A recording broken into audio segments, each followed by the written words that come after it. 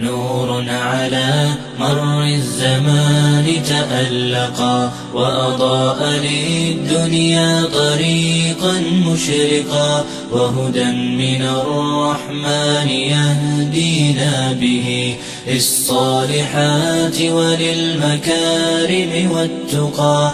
نور على مر الزمان تألقا وأضاء للدنيا طريقا مشرقا، وهدى من الرحمن يهدينا به للصالحات وللمكارم والتقى. هذا كتاب الله أعذب منهل أنعم به من مورد لمن استقى. قد صانه رب العباد بحفظه وحماه حتى لا يضيع ويخلقا. طوبى لمن حفظ الكتاب بصدره فبدا وضيئا كالنجوم تألقا، وتمثل القرآن في أخلاقه وفعاله، فيه الفؤاد تعلقا،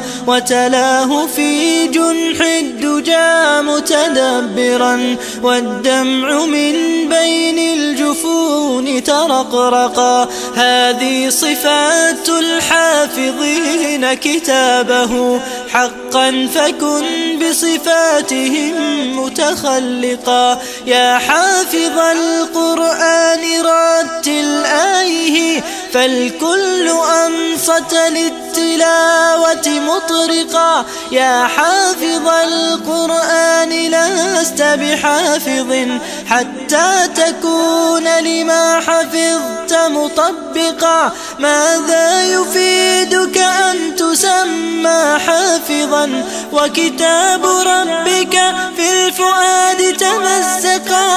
يا أمتي القرآن حبل نجاتنا، فتمسكي بعراه كي لا نغرقا، ولتجمعي حول الكتاب شتاتنا حتى نزيل تناحرا وتفرقا، ولتجعليه محكما في أمرنا، وثقي بوعد الله أن يتحققا.